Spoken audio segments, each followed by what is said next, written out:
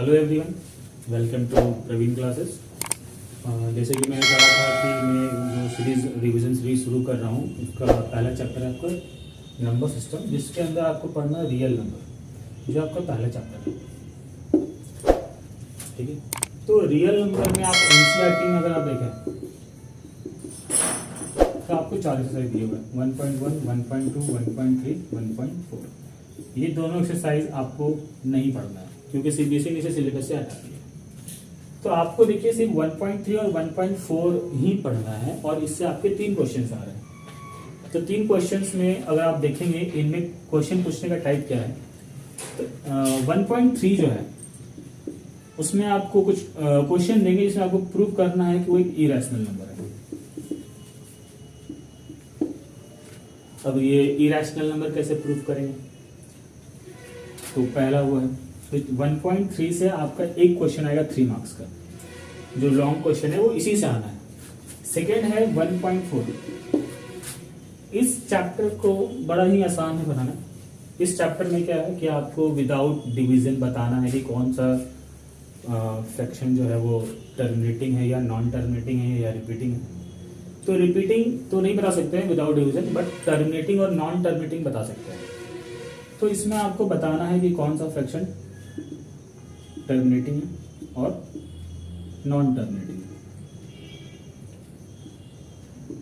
अच्छा, अब यहाँ पर देखिए कि क्वेश्चन में दिया हुआ है कि नॉन टर्मिनेटिंग, तो नॉन टर्मिनेटिंग का कुछ कहा नहीं सकता है, ठीक है, बट जो टर्मिनेटिंग है वो हम बता सकते हैं विदाउट डिवीजन।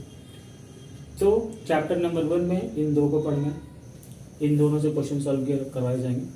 उससे पहले आपको ये पढ़ना होगा कि व्हाट इज रैशनल नंबर और व्हाट इज इरेशनल नंबर, जिसका मैं जब मैं इसको पढ़ाऊंगा तो उसमें भी इस चीज को दोबारा मैं समझाऊंगा।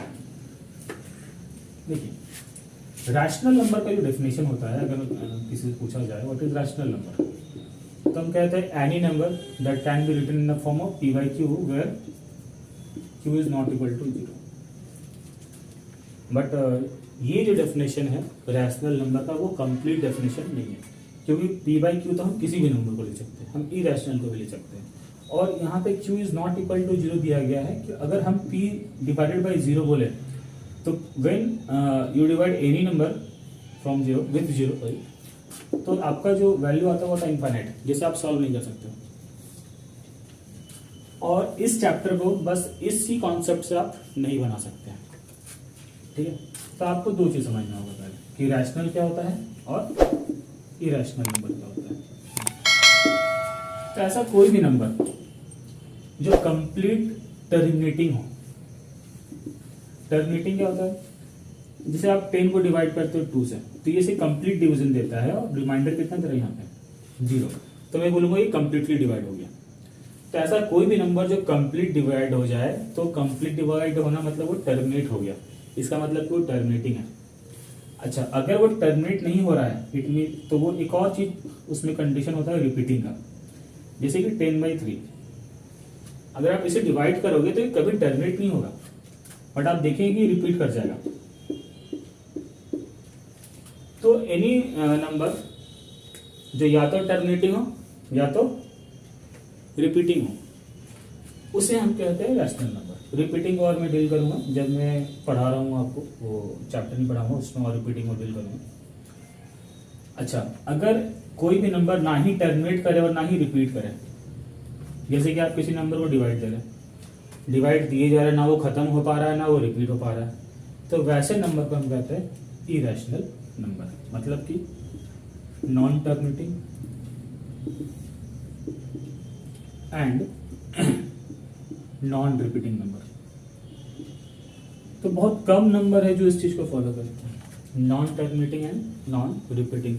जो सबसे फेमस नंबर है वो है पाई का वैल्यू 22/7 है।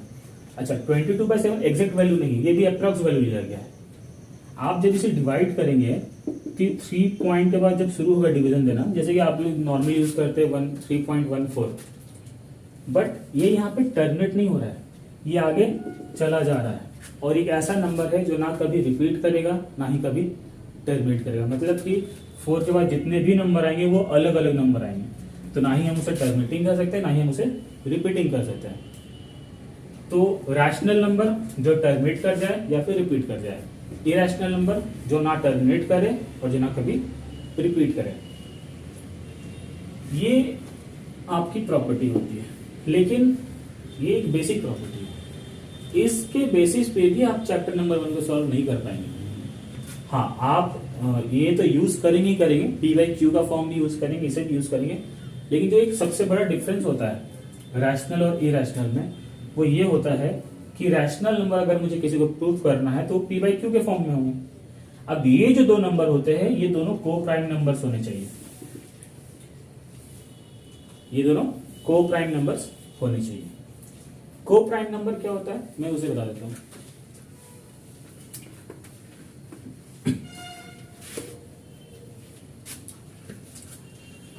फॉर एग्जाम्पल मैं एक नंबर लेता हूं 2/5, ये डिवाइड होकर कितना आ जाएगा 1/2। तो क्या ये रैशनल नंबर है? और क्या इसे हम रैशनल नंबर कह सकते हैं? तो इसे हम रैशनल नंबर अभी नहीं कहेंगे। क्यों? क्योंकि 5 और 10 का अगर आप निकालो फैक्टर, मतलब ऐसे कौन कौन से नंबर है जो 5 और 10 को डिवाइड कर सकते हैं? तो मुझे पता है एक तो होता ही है, 1 है ऐसा नंबर जो सबको डिवाइड कर सके। इसके अलावा 5 भी है एक ऐसा नंबर है जो 5 को भी डिवाइड कर सकता है और 10 को भी डिवाइड कर सकता है। मतलब कि इनके जो फैक्टर है वो 1 के अलावा भी है। जैसे कि अगर मिलकर 2/10/4, तो ऐसे कौन कौन से नंबर जो दोनों को डिवाइड कर सके? 1 है, 2 है। बट ऐसे कोई भी नंबर, फॉर एग्जाम्पल 2/3, अगर मैं पूछूं ऐसा कौन सा नंबर है जो 2 को भी डिवाइड कर सके और 3 को भी सेपरेटली, देन हमें पता है ऐसा एक ही नंबर है, वो क्या है 1। तो कभी भी दो नंबर का जो फैक्टर हो या फिर जो HCF हो वो कितना हो? ओनली 1। तो हम कहते हैं कि दोनों नंबर क्या है? को प्राइम है। और अगर ये को प्राइम है तो हम कह सकते हैं कि एक रैशनल नंबर भी है। तो इसी प्रॉपर्टी का हमें इस्तेमाल करना है। मान के चलिए अगर मैं ऐसा कोई दूसरा नंबर दे दूं, फ्रैक्शन दे दूं, जो एक को प्राइम नंबर नहीं है, को प्राइम नंबर नहीं होने का मतलब होता है कि 1 के अलावा भी उसका एक दूसरा फैक्टर है, तो हम उसे रैशनल नंबर नहीं कह सकते। तो अगर मुझे प्रूफ करना है कोई इरेशनल है तो मैं इसी प्रॉपर्टी का इस्तेमाल करता हूं जिसका नाम है को प्राइम। तो ये स्टेटमेंट है, यहां से आपको उम्मीद करता हूँ क्लियर हो गया होगा कि what is rational number and what is irrational number. एक बार फिर से देख लेते हैं, rational number and irrational number.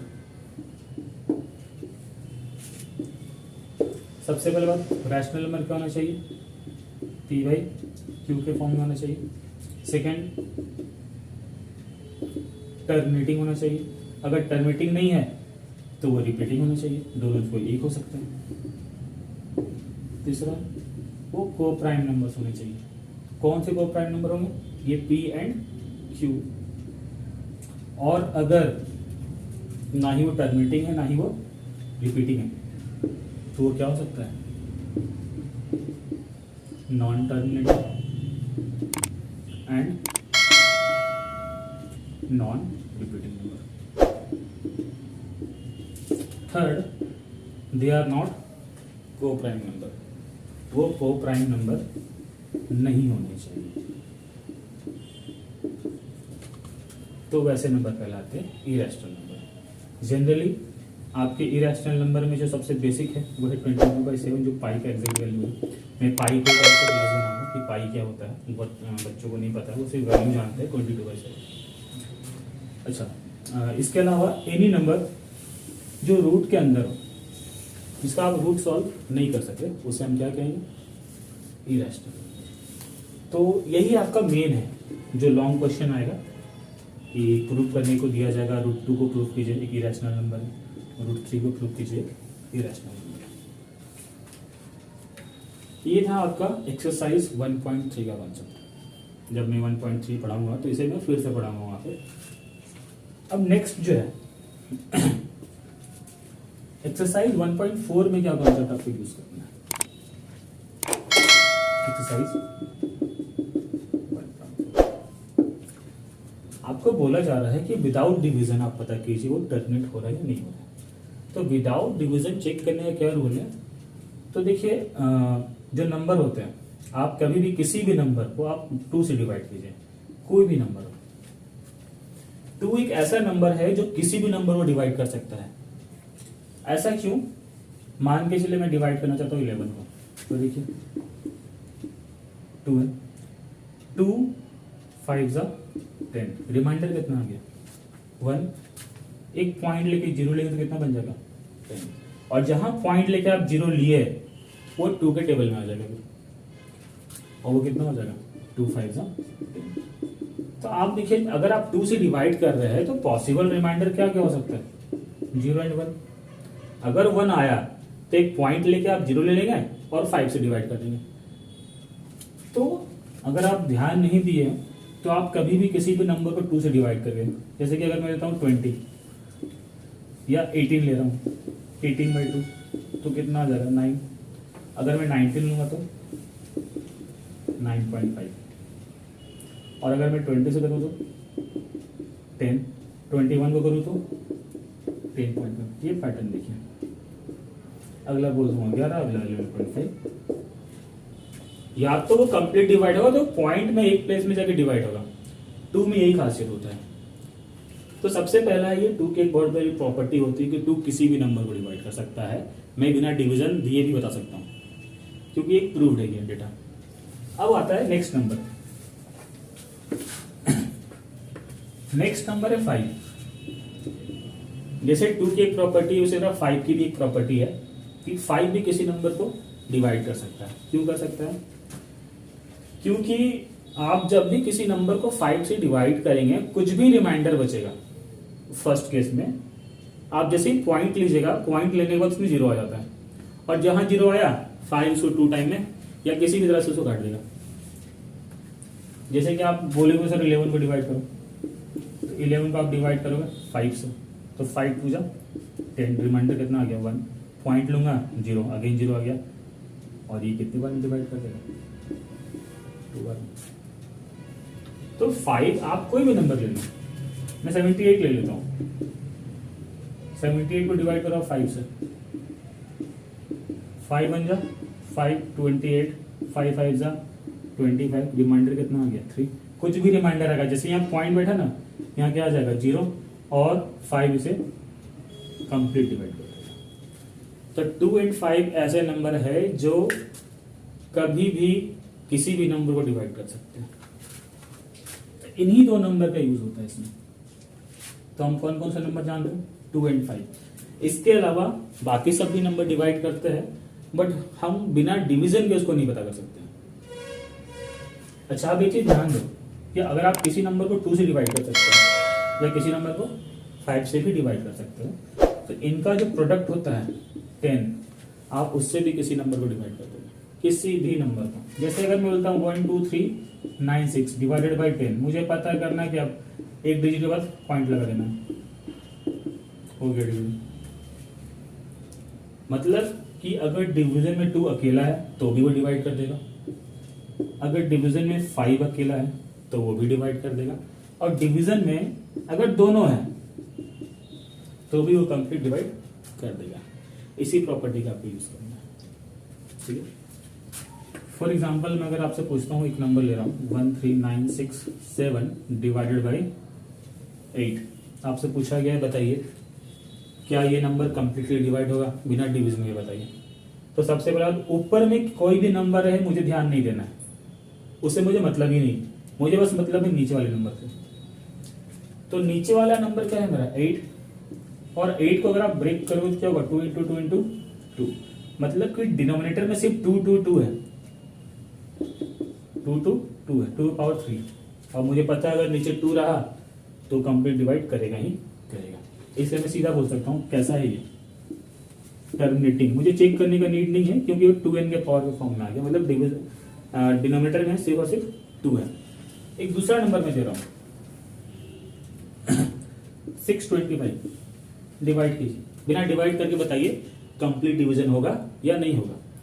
तो मुझे पता है 625 क्या होता है, 25 का स्क्वायर होता है, अगर मैं बोल सकता हूँ 5 पावर 4, इट मीन्स 625 के जगह पे क्या हो जाएगा 1396 बाई 5/4। तो डिनोमिनेटर क्या आ गया 5। तो अगर डिनोमिनेटर 5 आ गया तो मतलब वो कंप्लीट डिवाइड कर देगा, तो हैंस इट इज टर्मिनेटिंग। क्यों? अब लिखने कैसे, तो उसमें जब क्वेश्चन सॉल्व करवाऊंगा तब आपको बताऊंगा। ये तो बेस कॉन्सेप्ट है आपका। अगर एक दूसरा क्वेश्चन लेता हूँ, मान के चलो यहाँ मैंने क्या लगा दिया, एक 0, 6250, ऊपर कुछ भी रहे मतलब ही नहीं मुझे ऊपर से। 625 इंटू 0 का आप क्या लिख सकते हो, देखो तो मैंने अभी दिखाया 625 इंटू 10 लिख सकता हूँ। 625 कितना होता है 5/4, और 10 क्या होता है 2 इंटू 5, इट मीन्स 5/5 इंटू 2। इसका एक ही मतलब है कि जो डिनोमिनेटर है उसके यहाँ पे सिर्फ और सिर्फ 5/5 इंटू 2 है, तो सिर्फ 5 और सिर्फ 2 है। इसका मतलब कि ये कंप्लीट डिवाइड करेगा ही करेगा, क्योंकि 5 भी किसी नंबर को कंप्लीट डिवाइड कर सकता है और 2 भी किसी को डिवाइड कर सकता है। तो मैं बिना डिवीजन बता सकता हूँ कि ये टर्मिनेटिंग है। लेकिन 2 और 5 के अलावा कोई दूसरा नंबर आ गया, जैसे कि 1 2 6 3 6 2 1 को डिवाइड कीजिए आप 15 से, क्या ये कंप्लीट डिवाइड होगा? तो चेक करते हैं। 15 को आप क्या लिख सकते हो 3 इंटू 5, तो 5 तो डिवाइड कर सकता था बट 3 नहीं कर सकता है। और नहीं कर सकता हम नहीं बोल सकते, हम विदाउट डिवीजन चेक नहीं कर सकते, मतलब हमें मुझे चेक करने के लिए उसे कंप्लीट डिवीजन देकर देखना पड़ेगा। तो 2 एंड 5 के अलावा अगर कोई तीसरा नंबर आ रहा है, जैसे यहाँ पे क्या आ गया 3, तो हम ये नहीं बोलेंगे ये टर्मिनेट नहीं होगा, हम ये बोलेंगे कि हम विदाउट डिवीजन चेक नहीं कर सकते, हमें वो डिवीजन देकर देखना पड़ेगा। जैसे कि अगर मैं बोलता हूं कि 2 1 6 7 को आप डिवाइड करते हैं, है ना, मान के चले डिवाइड करना है 24 से, तो क्या आप बिना डिवाइड करके चेक कर सकते हैं टर्मिनेट हो या नहीं होगा? तो आप 24 को ब्रेक करें, 24 को क्या लिख सकते हैं 3 इंटू 8, तो क्या आ गया 3। 2 और 5 के अलावा कोई अगर थर्ड नंबर आता है कोई भी, तो हम बिना डिवीजन चेक नहीं कर सकते। तो ये कुछ कॉन्सेप्ट है जिसका इस्तेमाल आपको 1.3 में करना है और 1.4 में करना है। मार्क्स उठाने के लिए थोड़ा तो आपको अप्रोच लगाना सीखना होगा, कि ऐसा रहा कि अभी भी आप रियल नंबर पढ़ रहे हो और एग्जाम से एक दिन पहले भी आप रियल नंबर का रिवीजन करना पड़ रहा है आपको, तो वो फिर दिक्कत है। तो कुछ चैप्टर को आप इस तरह से प्रिपेयर करो कि दोबारा आपको देखना ना पड़े उनको, और आपका चैप्टर नंबर 1 वही चैप्टर है। आप एक बार सीख जाओ इन 2 कॉन्सेप्ट का, आप सीधा क्वेश्चन मत सॉल्व करो। मैंने देखा है कि सीधा वो क्वेश्चन सॉल्व करना शुरू कर देते हैं, उससे आप मतलब काफी हद तक नहीं सीख पाओगे। ठीक है, इसके अलावा कुछ और कॉन्सेप्ट देना चाहूंगा जो काम आएगा आपको। जब आपको इस तरह से क्वेश्चन आता है, prove that √5 + 3/4 is a irrational number, तो बच्चे डर जाते हैं देख के। अच्छा, ये सबसे आसान क्वेश्चन है। अगर आपको प्रूफ करने दिया है ना, prove that √5 is a irrational number, तो ये थोड़ा सा लंबा जाता है बट फिर भी आसान है। बट ये तो इसके कंपेयर में और ज्यादा आसान हो जाता है, तो इन सब से आप डरिएगा नहीं। अब इसका इस्तेमाल कैसे करना है, देखिए, किसी भी रैशनल नंबर का आप किसी दूसरे रैशनल नंबर से सॉल्व करेंगे तो रिजल्ट हमेशा रैशनल नंबर ही आएगा। आप एक रैशनल नंबर को दूसरे रैशनल नंबर के साथ मल्टीप्लाई करेंगे तो भी वो रैशनल नंबर ही देगा। अगर आप एक को दूसरे से डिवाइड करेंगे और ये रैशनल है तो आपका आंसर भी रैशनल ही आएगा। मतलब कि रैशनल नंबर्स के बीच में आप कोई भी ऑपरेशन कर ले, आपका रिजल्ट जो होगा वो हमेशा रैशनल ही होगा। लेकिन अगर आप रैशनल को इरैशनल से प्रूव कर सकते हैं, मैं कोई रैशनल नंबर लेता हूँ और उसके मैं सॉल्व करता हूँ किसी इरैशनल नंबर के साथ, जो आंसर आएगा वो क्या होगा आपका इरैशनल। अगर एनी आप कोई भी ऑपरेशन कर रहे हो, लेकिन अगर एक इरैशनल हो गया ना तो कंप्लीट नंबर ही इरैशनल नंबर हो जाता है। हालांकि चैप्टर का नाम रियल नंबर है, रियल नंबर एक अलग कॉन्सेप्ट होता है जो इस चैप्टर में नहीं दिया हुआ है। तो यहाँ पे जैसे कि अगर मुझे प्रूफ करना है √5 + 3 प्रूफ कीजिए इरैशनल नंबर है, तो हम मान लेंगे √5 + 3 एक रैशनल नंबर है जिसे हम p/q के फॉर्म में लिख सकते हैं। इट मीन्स ये भी रैशनल था, p और q भी क्या है रैशनल नंबर है। तो इनको अगर मैं डिवाइड करूंगा तो भी एक रैशनल नंबर आएगा। ओके, आप देखिए √5 के अलावा है कौन कौन सा नंबर है तो 3 है, तो सबसे पहले 3 को हटा दीजिए यहाँ से, तो +3 था, उधर जाएगा तो क्या हो जाएगा -3। ये रैशनल और 3 भी क्या है, रैशनल नंबर है। मतलब इनको आप जब सॉल्व करेंगे तो एक रैशनल नंबर मिलना चाहिए, बट इक्वल टू क्या आ रहा है √5। और मुझे ये प्रूफ किया हुआ मैंने पहले कि √5 क्या होता है, एक इरेशनल नंबर। मतलब मैं ये बोल रहा हूं कि एक इरेशनल नंबर एक रैशनल नंबर के इक्वल है, जो क्या है कॉन्ट्राडिक्शन है। तो इस तरह की सबसे आसान तरीके से हम सॉल्व कर सकते हैं, और ये सबसे इजी है, एक क्वेश्चन ही आ सकता है। अगर ये आना भी हुआ तो ये 1 मार्क्स या 2 मार्क्स में आएगा। मेरे ख्याल से ये 2 मार्क्स में आना चाहिए था आपका क्वेश्चन, और आ भी सकता है। इसी तरह से आपको एक और दिया जा सकता है कि √5 + 3/2 प्रूफ कीजिए एक इरेशनल नंबर है। तो अगेन इसे क्या मान लेंगे, रैशनल, मतलब पी भी रैशनल, क्यू भी रैशनल। अब यहाँ पर जो है उसको आप हटा दें, उधर भेज दें। LHS में सिर्फ और सिर्फ आपका रूट वाला नंबर रहना चाहिए, बाकी सारे नंबर को आप किधर भेज देंगे, RHS में। तो ये रैशनल था, 3 और 2 भी रैशनल नंबर है। इनको सॉल्व करने के बाद जो भी है वो क्या होगा, एक रैशनल नंबर आएगा। बट मैं इधर ये बोल दे रहा हूँ ये √5 के इक्वल है, और √5 क्या है, इरेशनल है। मतलब मैं ये कहना चाह रहा हूँ कि इरेशनल रैशनल के इक्वल है, और ये कॉन्ट्राडिक्टरी स्टेटमेंट है। तो यही कुछ कॉन्सेप्ट होता है जिसको आपको चैप्टर नंबर 1 में यूज करना है। चैप्टर नंबर 1 एक दिन का क्लास होता है, रियल नंबर। एक दिन में अगर आप 2 घंटे का प्रॉपर क्लास लेते हो तो पूरा चैप्टर खत्म हो जाता है। ये इतना आसान होता है, लेकिन बच्चों को थोड़ा दिक्कत लगता है। कारण ही ये है कि वो सीधा क्वेश्चन सॉल्व करना शुरू करते हैं, और टीचर्स भी बहुत सारे सीधा क्वेश्चन सॉल्व करवा देते हैं, देखिए ऐसे सॉल्व होगा, तो बच्चा उस चीज़ को समझ नहीं पाता है। फॉर एग्जाम्पल चैप्टर का नाम है रियल नंबर, बट हमने कहीं रियल नंबर डिस्कस ही नहीं किया था। तो कुछ बेस आपको आना चाहिए। आप बोर्ड के स्टूडेंट हैं, इसके बाद आपको 11th-12th जाना रहता है, जो थोड़ा आपको लगेगा कि सडनली लेवल बहुत ज़्यादा हाई हो जाएगा 11th का, तो आपका पढ़ने का तरीका चेंज हो जाएगा। तो ये कुछ कॉन्सेप्ट था, रैशनल नंबर क्या होता है, आप कैसे प्रूव करेंगे रैशनल नंबर को, विदाउट डिवीजन कैसे चेक करेंगे। तो इनको अगर आप सीख जाइएगा तो आप NCERT के रियल नंबर के 2 एक्सरसाइज 1.3 और 1.4 को आप सॉल्व कर लेंगे। नेक्स्ट वीडियो में मैं 1.3 के क्वेश्चन को सॉल्व करना सिखाऊंगा। कोशिश करूंगा 2-3 क्वेश्चन सॉल्व कर दूं, उससे बाहर क्वेश्चन नहीं जाता है। या देखिए, मैं ये नहीं बोलता हूँ ये क्वेश्चन मैं जो बोल रहा हूँ वही आएगा। आप CBSE से कभी उम्मीद मत कीजिएगा कि आपके बुक में जो क्वेश्चन है वो दे। CBSE जो होता है वो कॉन्सेप्ट बेस्ड क्वेश्चन देता है, मतलब कि आप जो पढ़ रहे हैं उसको आपको अप्लाई करना आना चाहिए, वो कैसा भी क्वेश्चन हो सकता है। ठीक है, तो नेक्स्ट के वीडियो में कुछ क्वेश्चन करवाऊंगा जिससे आपको ये डाउट्स क्लियर हो जाएंगे जो भी बचे हैं। और अगर आपको फिर भी कोई डाउट है तो आप कमेंट करें। ठीक है, पसंद आया वीडियो